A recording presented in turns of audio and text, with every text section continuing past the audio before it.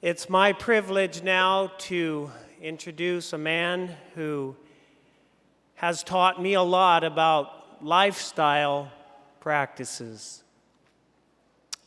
I remember years ago when I was doing research to put together my overhead transparencies and to do our first vegetarian cooking school, the McDougall Plan book played a very key role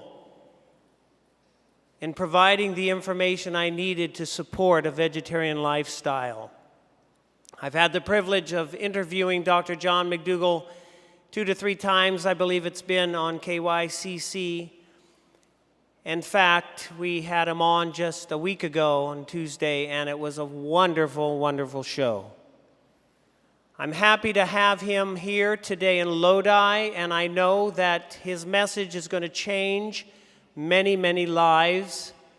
After the program this evening, we will have his books available at the expo hall, and possibly you'll get to meet him. So I pray now that the Lord will bless us, and I ask you again, hurry to find your chairs. There's a lot of people wandering around, and I just ask you, if we could take our chairs and listen, you're going to learn so much more that you can help somebody else in need that you'll come in contact with. So I'd like to introduce at this time Dr. John McDougall.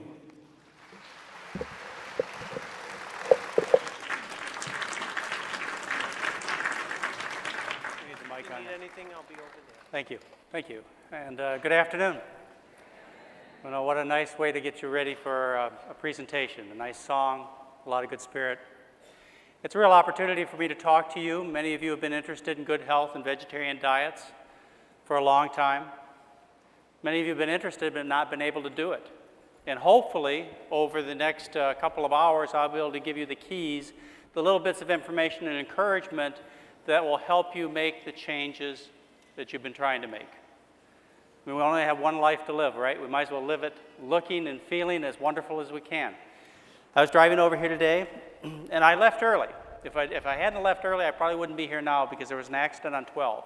But I left early because I wanted to stop by the Rio and check out their windsurfing shops.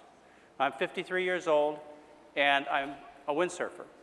And when I'm 63, I expect to do the same, and maybe 73 or 83. I don't expect to get old in the sense of deteriorating. I expect to get old in the sense of years, but I plan on being fully functional and able to do all the things that I possibly can every single decade. And I wish the same for you. Not only do I wish it for you, but I know you can have it if you understand some very simple principles that I'm going to share with you tonight. I can't believe, even though that's what I was taught as I was growing through medical school, I can't believe that our Creator designed us so that we would deteriorate, we'd get fatter and sicker as the years went by. It just makes no sense at all. I learned the things that I understand about good nutrition.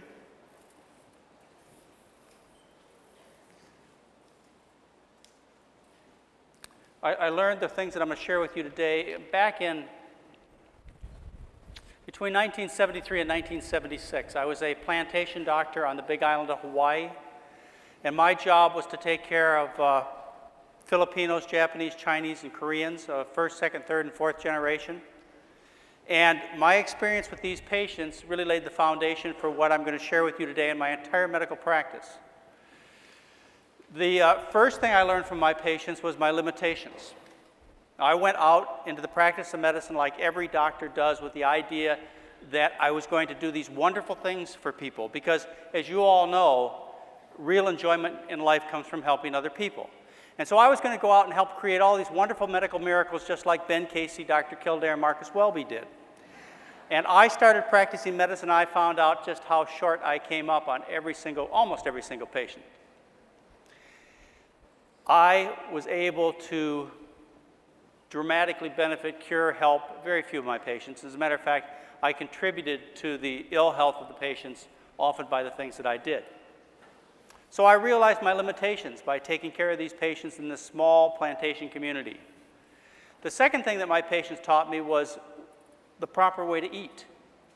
I was taking care of first, second, third, and fourth generation people who were originally raised in Japan, Korea, China, the Philippines.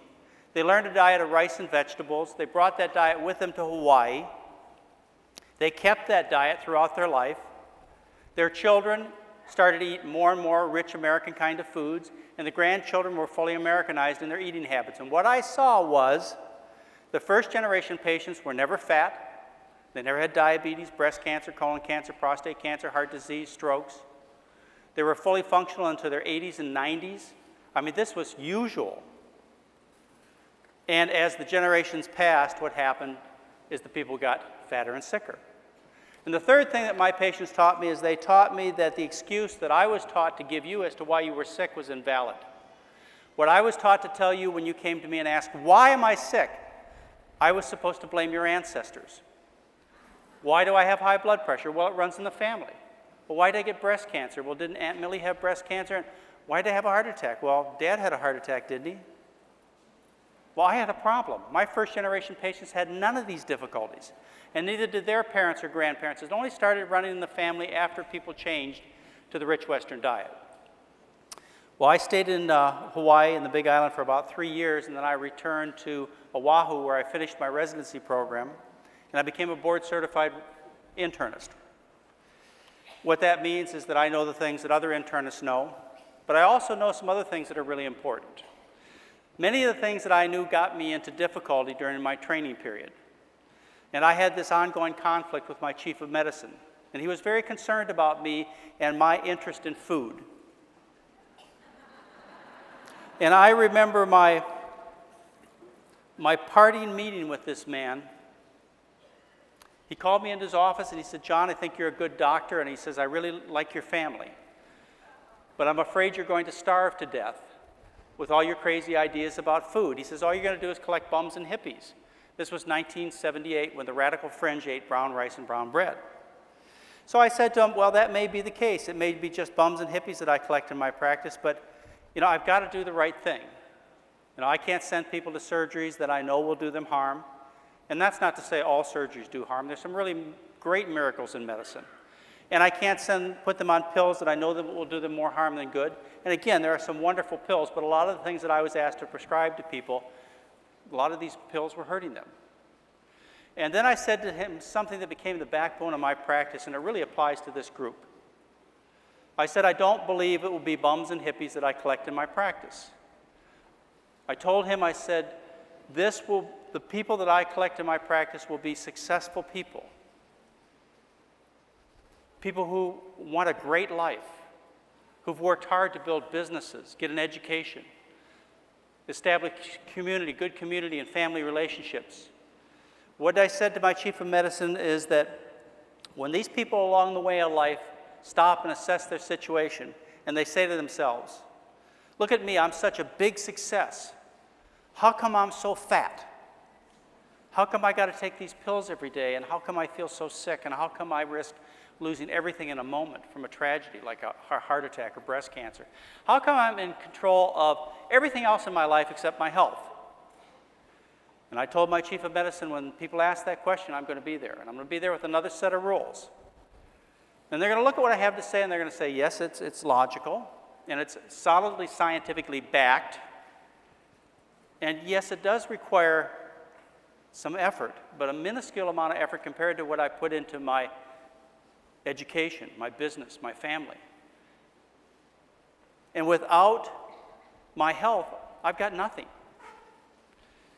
And that's the kind of practice that I've had. That's the kind of patient relationships I've had for the last 24 years. I have only been able to take care of successful people.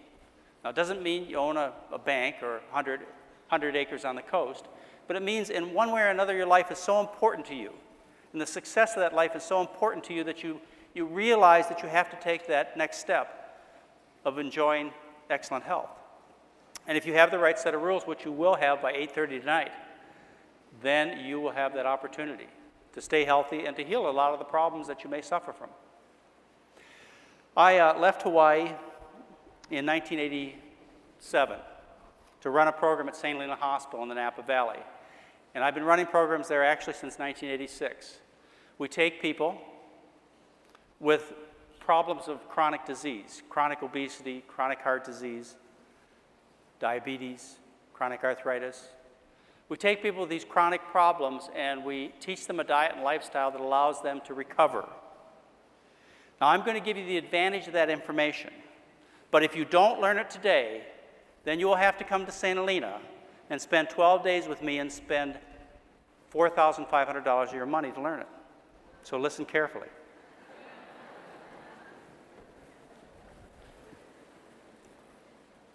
Well, that's basically how the program got started.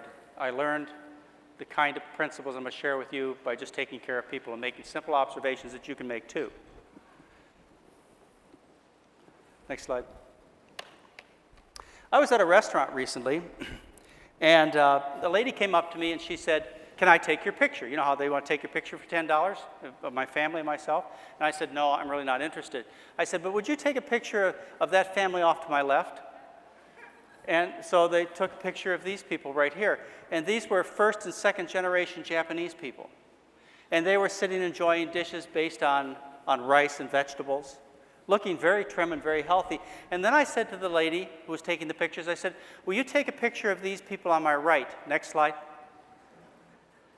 And she took a picture of this family. These are third and fourth generation people. Next slide. What happened? What happened between these generations? Did they change their genes? Did some virus attack them? No, what happened is they started eating less rice, less vegetables, and more fat, protein, more of the rich American diet. Next slide.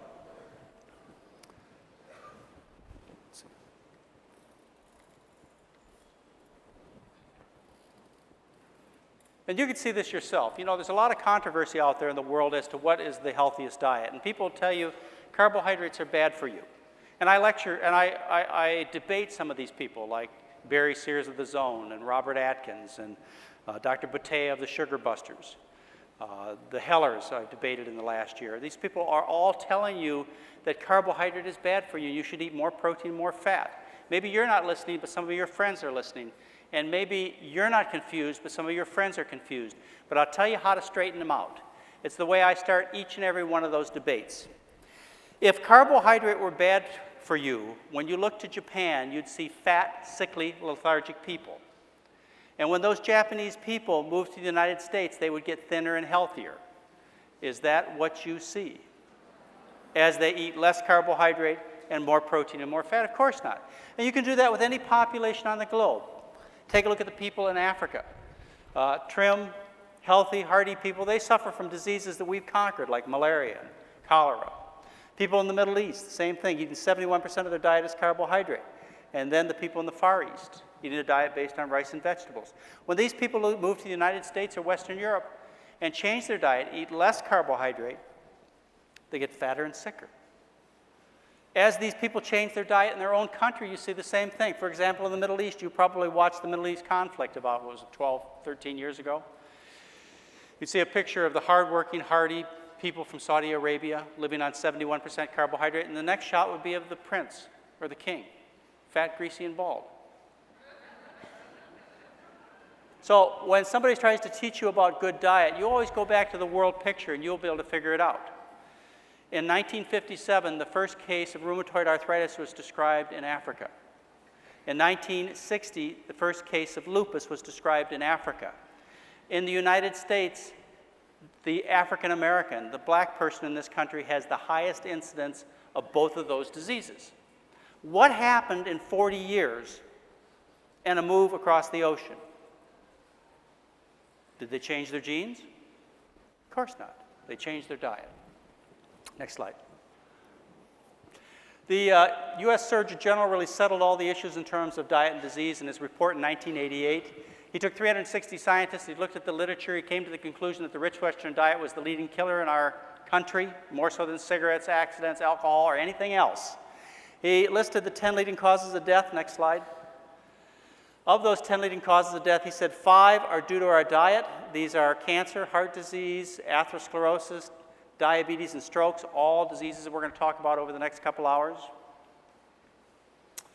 Then he said something else in his report. He said if you include something else that passes under your eyes and right through your lips, which is alcohol, you have 3 or 4 of the other leading causes of death, which are cirrhosis of the liver, suicide, which you can divide it into suicide and homicide, and accidents. So what the Surgeon General is telling you and I is something very, very important, and that is that we have the potential to delay or prevent entirely 8 or 9 of the 10 leading causes of premature death.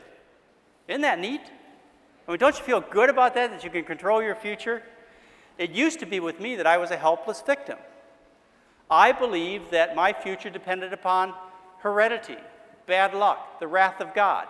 All true things, I'm sure, but things I have no control over. And I'm not the kind of person who wants to be out of control. I want to be in control of my future. And if I believe what the Surgeon General says, and that is what I eat, drink, and my other habits are going to determine my future, then I'm in charge. The potential is great. Of the 2.1 million people who died in 1987, 3/4 of them died as a consequence of what they ate or drank. Next slide. The main conclusion of the report is that disproportionate consumption of foods high in fats, often at the expense of foods high in complex carbohydrates and fiber, that may be more conducive to health, is the cause of these diseases. So here you have the biggest scientific body ever organized, looks at the research on nutrition and health in this country, and comes to the conclusion that we're not eating enough carbohydrate and we're eating too much fat, which is exactly the opposite of what the popular diet book doctors are telling you today. So who's right? Next slide.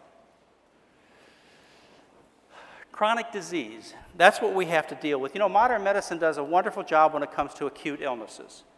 Acute illnesses are things like a laceration, or a broken bone, or an abscess. And the doctor gets involved and comes in and sews up the laceration. It heals faster and straighter, straightens out the bone so the bone heals straight, lances the abscess, turns the infectious process in the direction of the body so the body wins. It's a great, great relationship with acute diseases. The patient is happy, the doctor is happy because he or she got to help somebody, which feels so good. But acute illnesses are only a small part of the business. Acute illnesses maybe represent 10-15% of what most doctors take care of. The big part of the illness, not only in terms of suffering, but in terms of cost, is chronic illnesses. The problems that you and your friends and relatives suffer from, like chronic obesity, chronic indigestion, chronic constipation, chronic arthritis, high blood pressure, diabetes, and so on. You know, just the word chronic means you can't get better, doesn't it? It means that you stay the same or get worse. So why bother trying?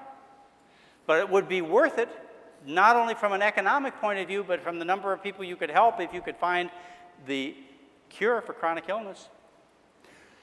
Chronic illness affects 90 million people in the United States. That's 1/3 of the population. 32 million have limitations due to chronic illness. 9.2 million have disability. 3/4 of the healthcare dollars are spent on chronic illness. Direct costs are $425 billion a year. The total costs, including things like lost work, time, and so on, are $659 billion a year are spent on chronic illness. That's where the big bang is. That's where really everybody should be going in terms of solving the nation's health crisis. But we're not making any progress. Why? Because we treat chronic illness from an acute care model. Next slide. Acute illnesses are due to single injuries to the body. For example, that laceration, that break, that attack of the bacteria. Doctor gets involved, tips the balance in the favor of the patient. Chronic illnesses, however, are due to repeated injuries to the body. For example, if I had a nervous habit and I scratched myself every day for 10 minutes, I'd get a sore on my hand. I could put the most expensive antibiotic cream that Upjohn Company makes on that sore, and I'd continue to have a sore until I did what? Yeah, stop the repeated injury, right? I used to have a terrible disease, and I don't know how many of the terrible diseases I suffer from that I'll be able to tell you about, but let me tell you about one of them. I used to be a respiratory cripple. I would cough and wheeze all day long. I had horrible gunk coming out of my lungs. When I lived in Hawaii, I couldn't get from Hanauma Bay up to the parking lot without stopping to catch my breath twice. I was dying. And I went to the doctor for help, and the doctor treated me from an acute care model. He gave me cough syrups, wheezing pills, antibiotics, and I could have died from my problem except for the fact that I got strength and wisdom. And on October 20th, 1972, I stopped injuring myself 40 times a day with Marlboro cigarettes. The next week, I no longer coughed or wheezed, and I was back in Hawaii just a few months ago, and I can walk up that hill without even thinking about my breath.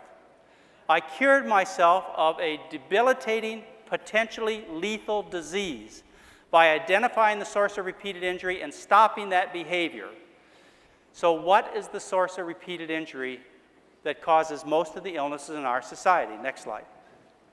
The source of repeated injury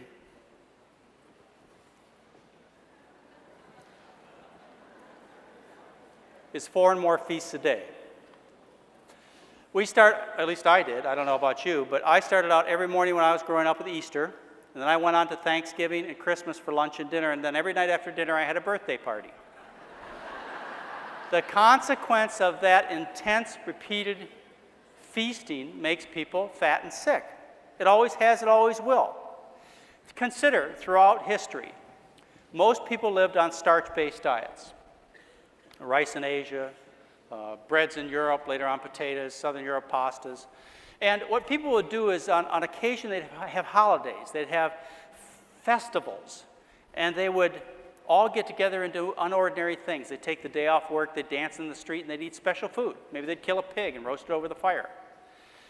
The common person could only afford to do this a few times a year, but in every society there were some rich people.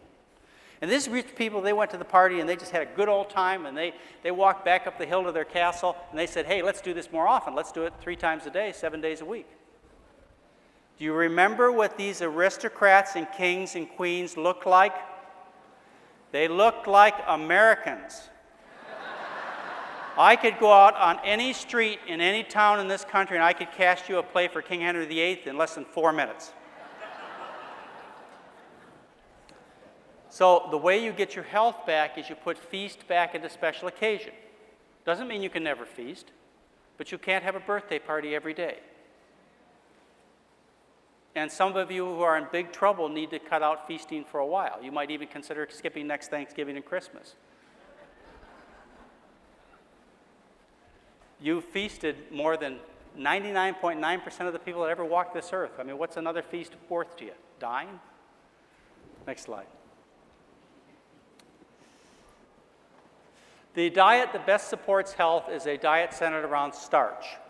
It's very important you understand this. This is not a diet of vegetables. If you think this is a diet of broccoli, cauliflower, and sprouts, you will starve to death. This is a diet of high-calorie vegetable foods, preferably unprocessed, like potatoes and corn and rice and beans and peas and lentils and pastas. To this starch centerpiece, which has all the protein, almost all the vitamins, minerals, essential fats, amino acids, etc. that you need, then you add fruits and vegetables to add color, flavor, texture, aroma, and some nutrition. This is a starch-based diet. But you like starches. You love them. You call them comfort foods. How would anybody object to eating a starch-based diet? I mean, for me, when I was growing up, I'll never forget. I think the meal that saved my life was mashed potatoes, great big plate of mashed potatoes, corn and peas, and of course we had a beef-centered or beef-based brown gravy over the top, but still to this day, that's one of my favorite meals. We just have a different kind of brown gravy over the top. Next slide. So you get to a point in life where you say, I've had enough. Just like me and the cigarettes. You know, I got tired of burning holes in my clothes. I got tired of not being able to walk up hills. I got tired of stinking terrible. And I said, I don't like myself. I don't like the person I am. So what do I have to do? Well, when it comes to smoking, it's pretty obvious. You just quit. And so I built up with a lot of mental process, a lot of thinking, a lot of soul searching over the issue. And I said, today I'm a stinking smoker, and tomorrow I'm going to be clean. I don't care how much I have to suffer. I don't want to be the person I was. That's how you change habits. When the inconvenience of being sick and ugly outweighs the inconvenience of taking care of yourself, you say, okay, I've had enough. I want to change.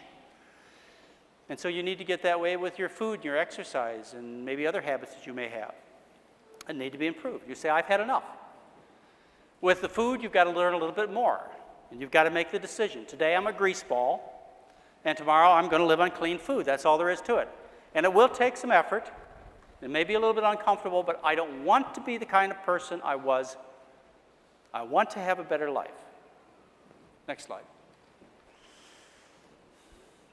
When you make that decision, then you have to get some correct information, because there's a lot of what I call dietary myths out there that'll keep you from having the life you deserve. Now, the pictures you see here, along with these slides, I put these in just for a little entertainment. These are of a cruise we took in 1997. Every year, Mary and I take between 25 and 150 people someplace. Like, for example, the first week of August of this year, we're taking, well, we have 116 so far that are going. We're taking probably a total of 124 people to Costa Rica, to a hotel that's on the most beautiful area of the western coast of Costa Rica, and they're going to do all these adventures. Now, why do we do this? About 8 years ago, people would come to me and they'd say, okay, I really want to be healthy, but I can't go on any more vacations. Because if I go on a cruise or any kind of other trip, I get fat and I get sick. In fact, I went on one cruise line and I asked them about the health of the people that cruised with them, and they said the average weight gain was 8 pounds in 7 days. And the average number of people who ended up in the cooler per trip, this is a 600-passenger ship, was 2 persons. And on one cruise, they'd put 5 stiffs in the cooler, secondary to the midnight buffet. And I thought, there's got to be a better way. And so we started putting these trips together. We've been in many, many places. If you want any information on the one we're going to do this August, I brought some along. You can come up and talk to me a little bit later. But that's what these pictures represent here, are from that trip we took. Next slide. The first myth we have to get over is the idea that starches make me fat. Well, look around the world. People who live on starch-based diets, are they fat or skinny? Well, they're always thin, aren't they? And when they eat less starch and more fat, they get fat. Should be obvious. Look at the calorie content of a potato. A potato has 150 calories for a big potato, 200 calories for a nice-sized bowl of rice. Yet a little tiny tablespoon of mayonnaise is 115 calories. How could people come to the idea that starches make me fat? Maybe it's the bacon bits, the butter, the sour cream, and the other things that they put on their starches. Maybe. Next slide. Well, the first principle I want to share with you on why starches don't make you fat, but rather make you thin, is the principle of calorie density. Okay? Each one of these beakers represents your stomach. That is the size of your stomach. Each one of these beakers is filled with 500 calories.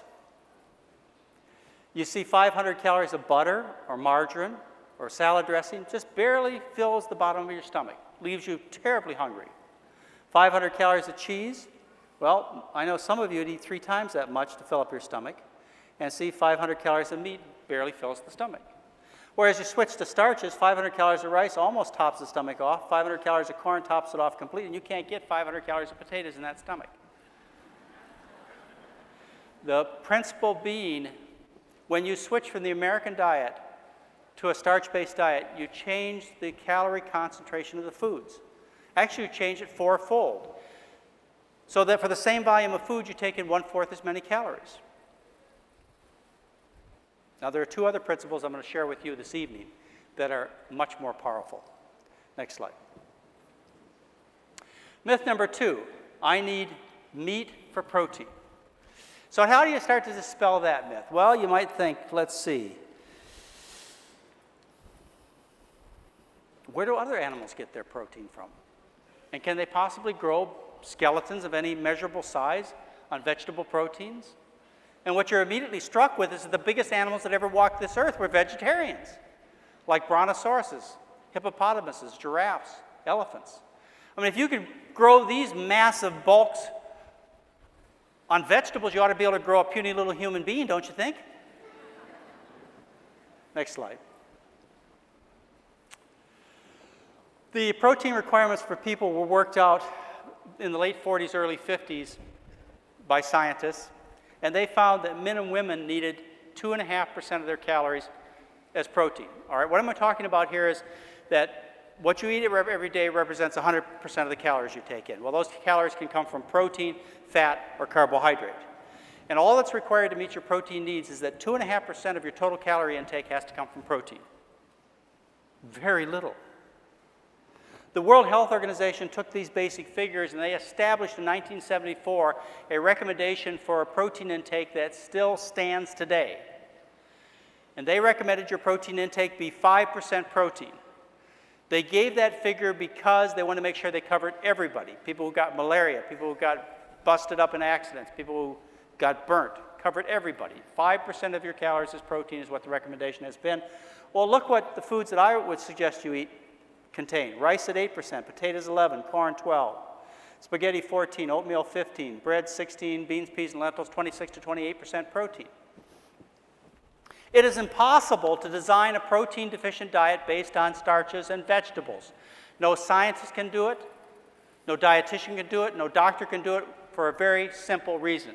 Nature designed her foods complete long before they hit the dinner table. If it wasn't that way, we would not be sitting here. If you needed a dietitian to follow you around and help you choose the food you eat, or a dietetic handbook so that you mixed and matched your foods properly so you got the nutrients, the human race would have died off a long time ago. What is the greatest time of growth in a human being's life? When you're a baby, right? You grow most when you're a baby. In fact, you double in size during the first 2 years of life. And what is the ideal food for a baby? Human breast milk. Human breast milk is 5% protein. At a time in life when you're doubling in size, your ideal diet is 5% protein. At a time in life when you shouldn't be doubling in size, but some people are, your diet could easily be potatoes at 11%, spaghetti at 14%. You never have to worry about getting enough protein on a diet based on starches and vegetables. Okay, you get more sophisticated now. You understand that you get enough protein, but you worry you're not getting all the amino acids, right? That's what people warn you about. You're not getting all the essential amino acids. Amino acids are the building blocks of protein. There are 20 amino acids in nature that build all the proteins in nature. They build all the proteins in elm trees, whales, hippopotamuses, mosquitoes, and people. They do it by rearranging in different sequence, just like you build all the words in a dictionary by rearranging 26 letters in a different sequence. Of those essential amino acids, those 20, we can make 12. Next slide. These are the 8 that we can't make. They're tryptophan, phenylalanine, leucine, isoleucine, lysine, valine, methionine, and threonine. So we have to get those from the food. Well, our requirements were worked out in the late 40s and early 50s in experiments done on people, and the first column represents the minimum amino acid requirement as determined in men and women. They took the subject that required the maximum amount of any individual amino acid, and they made that the minimum requirement. There was a great range in what people needed, but they took whoever needed the most, and they made that the minimum amino acid requirement. And then they took and they doubled that requirement, and they made the definitely safe or recommended requirement. If you take any single starch or vegetable and you calculate out what it yields in terms of essential amino acids, every single starch and vegetable exceeds the recommended, which is twice the minimum, which is the maximum any subject required in the experiment. It is impossible to design an amino acid deficient diet based upon whole starches and vegetables. You can't do it. No scientist can do it. It would be an unkindness of our Creator to design a system that would fail us in that way. It makes no sense at all. So we focus on protein. In terms of grams, the experiments show that I need 20 grams of protein a day. The World Health Organization says I need 37 grams of protein a day. Average American may take in 120 to 160 grams of protein a day. If you're on one of these high-protein diets like the Atkins diet, you may take in 250 to 400 grams of protein a day. Okay, what do you do with all that extra protein? I mean, you need 20, you just took in 200. What do you do with the extra 180? Do you store it? You think you store it? Well, if you stored it, where'd you store it? Well, you'd store it in the biggest protein part of the body, wouldn't you? That means you'd store it in the muscles.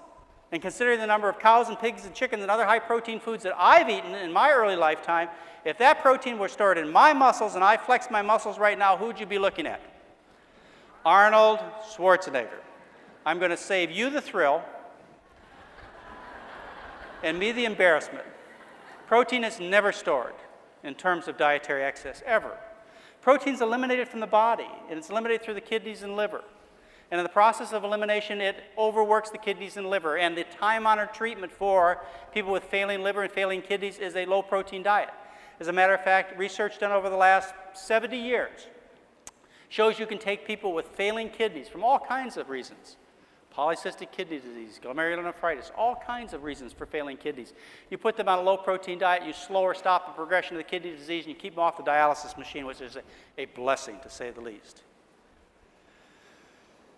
Now, when you take in all this protein, you create another problem. Next slide. And that is you take in a lot of acids. Acids. Remember, proteins are made of amino acids? You take in a lot of acids, and some of the more powerful acids are the sulfuric acids. And those come from proteins, or from amino acids that are sulfa-based. And animal products are loaded with these sulfa-based amino acids. So these sulfa-based amino acids break down into sulfuric acid and create a significant acid load. And so when we choose foods, we can choose foods that are acidic, such as hard cheeses, poultry, eggs, beef, seafood. These are acid foods. The body is slightly alkaline. Starches and vegetables and fruits are alkaline. When we take in an acid load, because the body must guard its pH level precisely so all the reactions in the body can work properly, the body has to buffer that acid load. The primary buffering system of the body is the bones. So the bones dissolve, release carbonates and other alkaline materials to buffer that acid. This is the first step in losing the bone material. The next step takes place at the kidney, where the kidney physiology changes. This is all worked out in scientific research. And the bone material is passed through the kidney system into the urinary tracts and out into the toilet. In the process, the bone often solidifies into little bones. These are known as calcium-based kidney stones. Over 90% of kidney stones are calcium-based. The end result of the bone disease is known as osteoporosis, where people laugh and they break a rib, or somebody hugs you and you break your backbone, you take a step and you break your hip. By far the most serious thing is breaking the hip. The disease process is known as osteoporosis. Now, if what I tell you is true, we ought to be able to see this in the world picture. Next slide. Take a look around the world, and what you see is when you compare animal protein intake down on the bottom with hip fracture rate, and each one of these lines represents a country, you see a straight line correlation. The more animal protein consumed, the more hip fractures worldwide. You have rural South Africa down here, Papua New Guinea people, which are essentially pure vegetarians, except for a few bugs. So you have Singapore, Hong Kong, Israel, United Kingdom, Denmark, Sweden, United States, or New Zealand, United States. As you increase the animal protein intake, you increase the hip fracture rate worldwide. But that's not what you're told. What you're told is the reason that we have hip fractures is that we don't eat enough calcium. Okay, that's what we're told. So let's take a look at the world picture. Next slide. When you compare hip fracture rate with increasing calcium intake, you see as you increase calcium intake worldwide, you increase hip fractures. The only way that relationship can exist is if calcium has little or nothing to do with the strength of the bones. And that's what the truth is. That's not the economic truth. You have the calcium industries out there trying to teach you otherwise. You have the animal protein industries out there trying to hide the fact that this animal protein is causing you to dissolve and lose your bones. And you and I don't want to hear this either, do we? No, we don't want to hear that loss of bone is due to eating all this rich food. We want to hear the way to have our bones strong is just to ask for another dish of ice cream or slice of pizza, right? Don't tell us that we have to limit our turkey for Thanksgiving or our fish for a special night out. I don't want to hear that. Next slide. These are the original studies, and all the studies, by the way, that were done on calcium balance in people. Each one of these initials represents the principal investigator. What they did is they took different levels of calcium intake, put people on low protein diets, which were about 85, 90 grams of protein, or high protein diets, which were about 140 grams of protein, typical of what people in the Americans eat, that and more protein. On 500 milligrams of calcium, on a low protein diet, they're in positive balance. That means more calcium stays in the body than leaves. On a high protein diet, they're in negative balance. 500 again, positive on low, negative on high. 800 milligrams of calcium, positive on low, negative on high. Go up to the highest recommendation ever given. And that's 1,400 milligrams of calcium, positive on a low protein diet, and negative on a high protein diet. I don't care how many hands full of calcium pills you eat. I don't care how many gallons of milk you drink. You're going to be in negative calcium balance if you're on the rich Western diet. Now, there is some truth that calcium pills will help reverse this. But not because of the calcium, it's because they are base. They're a base material, they're alkaline material. They're like calcium hydroxide. Okay? So what you do is the pills buffer some of the acids you're eating. That's how they work. Not somehow you take this calcium and it gets shoved through your gut wall and then shoved up the bloodstream and then shoved in the bones. Next slide. I believe this is 87. National Geographic ran an interesting article. It was about two women. One was in her 40s and one was in her 20s. They're Alaskan women, age 40 and 20. Oops, we're going to look down here. Two Eskimo women, one in her 20s, the other in her 40s. They were frozen for 5 centuries. What happened was 500 years ago, they were sitting in their hut by the ocean, and this big ice floe came and came over the top of them, froze them for 500 years. And scientists found them, and they autopsied them. And what they found, and this is in this National Geographic magazine, is that they showed signs of severe osteoporosis. They also suffered from atherosclerosis, and this was probably the result of a heavy diet of whale and seal blubber. 500 years ago, this was still happening. Even today, Eskimos, after the age of 40, have 10 to 15% greater bone loss than U.S. whites. And yet their calcium intake is 2,500 milligrams a day because they eat the fish bones. Next slide. This is not a modern phenomenon. This will happen in any age when people eat a lot of rich food. Myth number 3 is milk builds strong bones. What are you looking for in milk? Where does calcium come from? Next slide. Where does calcium come from? Calcium comes from the ground, not milk, not vegetables. It's little rocks in the ground, okay?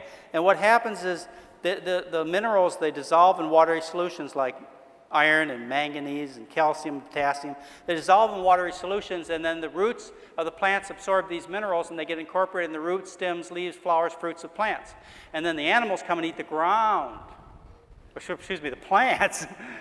The animals come and eat the plants. No animal eats ground, right?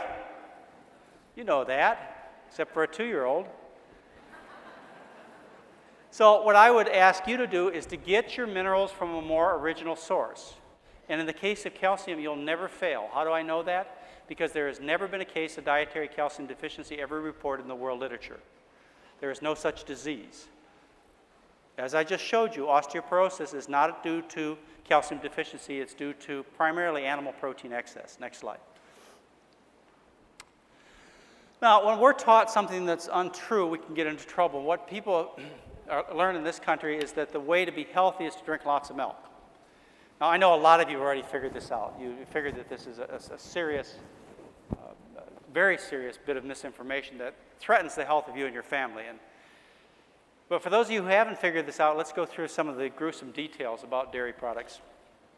First of all, you know, I'm sure everybody in this audience knows, high-fat dairy products are not good for them because the fat makes you fat, gives you diabetes, breast cancer, colon cancer, prostate cancer, heart attack, strokes, right? So you take the fat out, and now you think you got health food. You're eating skim milk, non-fat cottage cheese, etc. Okay, let's talk about what you've just done.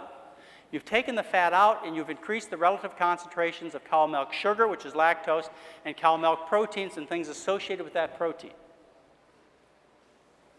The first indication you shouldn't be drinking milk is the fact that approximately 70% of the world population can't digest milk sugar. They get diarrhea, stomach cramps, and gas, a condition known as lactose intolerance, particularly non-white people.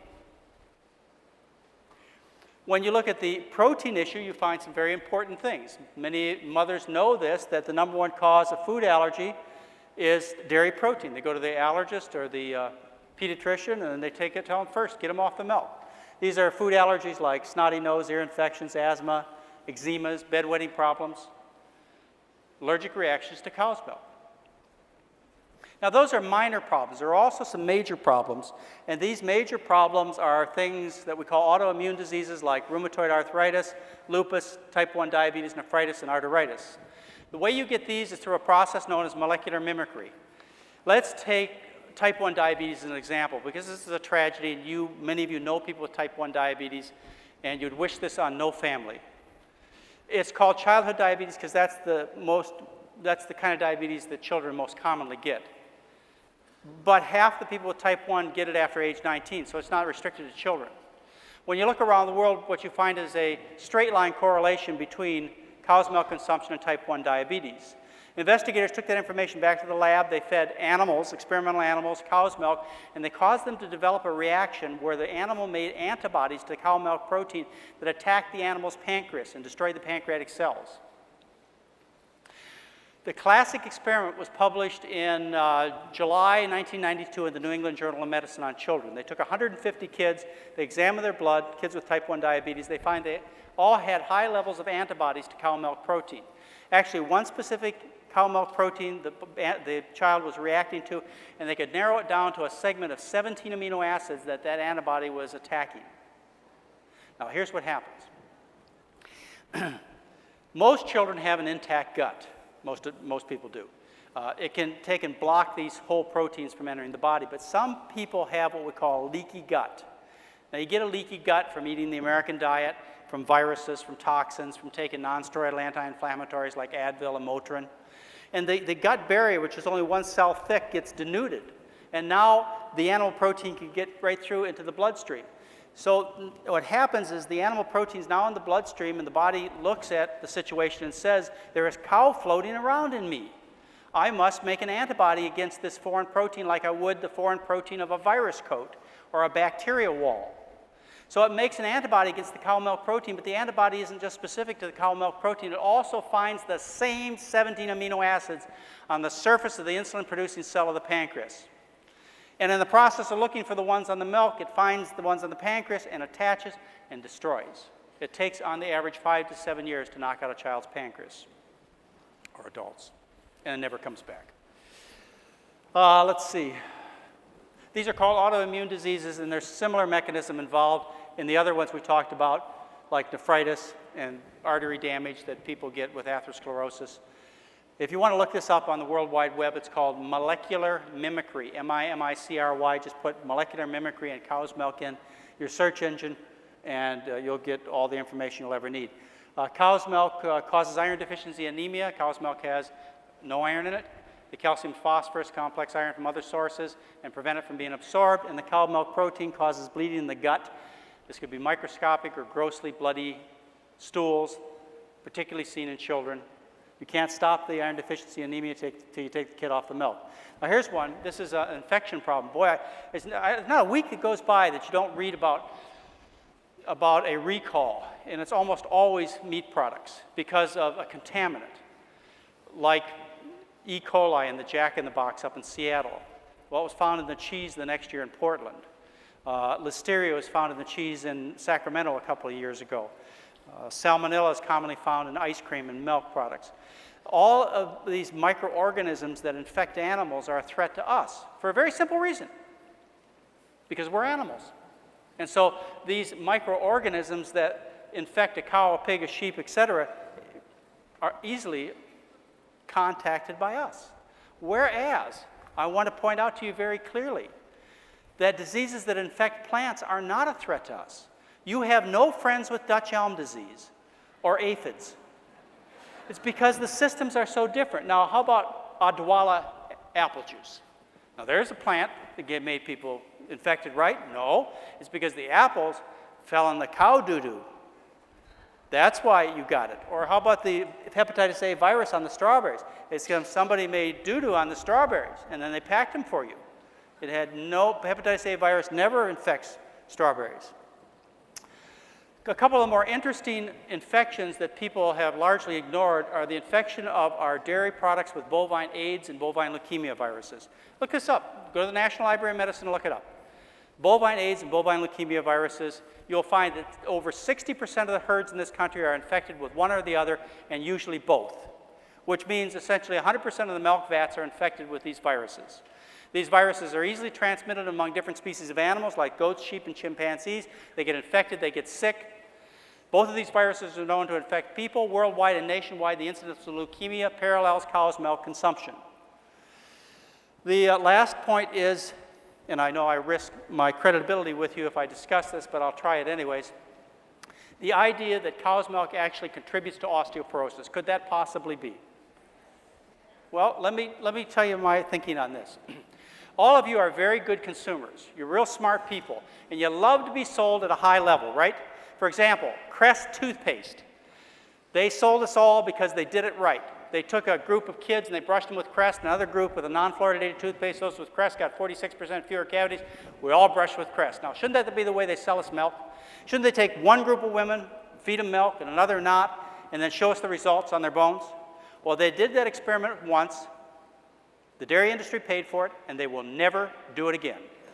They published it in February of 1985 in the American Journal of Clinical Nutrition. They took one group of postmenopausal women. Why? They're most likely to get osteoporosis. They fed them skim milk. Why? They didn't want them to die of heart disease before the experiment was over. They compared them to another group that did not get the supplement. At the end of a year, those getting the milk consumed nearly 1,500 milligrams of calcium a day. They were still in negative calcium balance, and if you look at the charts, you'll see those consuming the milk lost twice as much bone as those who did not get the supplement. And the authors, Ricker and Haney, paid by the dairy industry to do this study, took credit for it. They said in their lab they'd shown over the years that animal protein causes calcium loss, and when you feed 3 8-ounce glasses of skim milk to a person a day, you increase their animal protein intake by 30%, which negated any benefit they'd get from the calcium. They will never do that experiment again, but until they do, you should not buy. Next slide. Okay, myth number 4, chicken is low cholesterol food. Only if your chicken's, next slide. Only if your chicken is made of the same thing as my alligator. This was our feast last night. By the way, if you didn't get it, on all of our trips, the diet is pure vegetarian, low fat, excellently prepared, because we either bring our own chefs or we train them. Next slide. Look at the cholesterol content in 3.5 ounces of meat. There's 85 milligrams in beef, 82 in lamb, 90 in pork, 88 in veal. Skinned white chicken, 85 milligrams of cholesterol. Turkey, 83. Mackerel, 75. Perch, 115 milligrams of cholesterol. So what does this mean to you? It means a muscle is a muscle is a muscle, whether it wiggles a tail, flaps a wing, moves a limb, or closes a shell. They're all the same. And if you switch among various muscles, you will stay the same. They've done experiments where they've fed people red muscle or white muscle, and the cholesterol doesn't budge. There's a game they play on Sesame Street, and it starts out with a rhyme. Next slide. One of these things is not like the others. One of these things just doesn't belong. Can you figure of the 4 choices which is the same and which are the same, which is different? Until you figure it out, you are going to be the same. Next slide. Myth number 5, which is what we're going to talk a lot about after dinner. We're just about to dinner time now, so hold on. Is vegetable oil is health food? Some of the things we're going to talk about. Next slide. We're going to learn that vegetable oil is the strongest promoter of cancer that people come in contact with. It causes artery disease just as severe as animal fat. If you feed somebody olive oil or safflower oil, you measure the progression of atherosclerosis, it's just as great as if you've kept them on lard.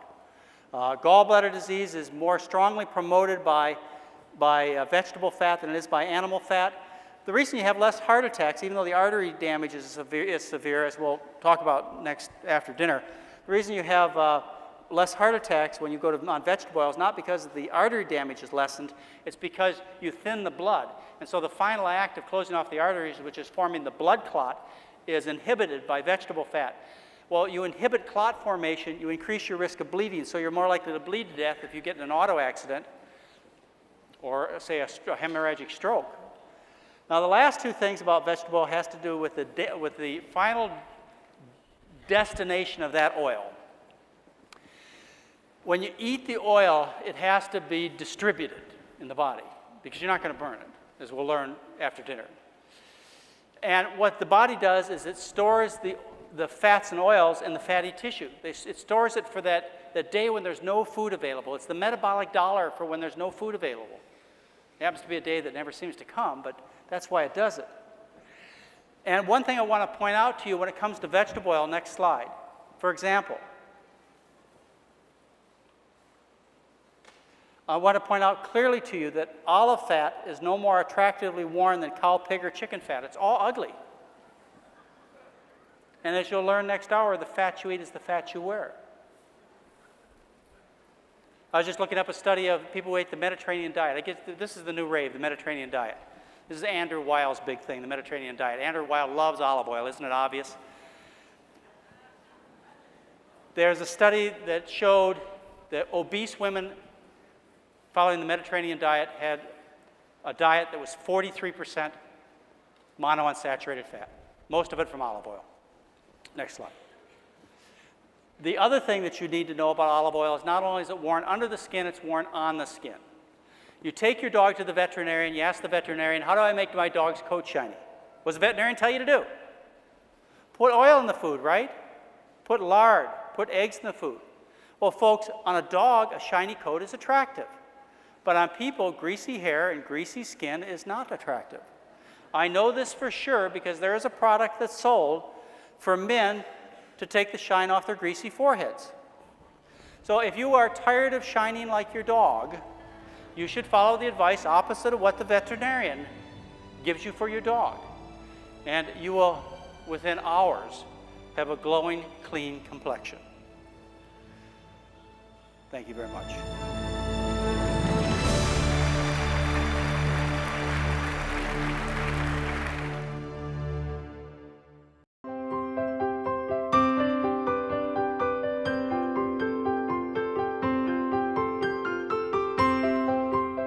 Hi, I'm Charmaine Vieira. I am standing here in front of Bella Vita Lifestyle Center. Through these doors, many suffering spiritually, mentally, and physically find relief and are filled with gratitude as God works on their heart.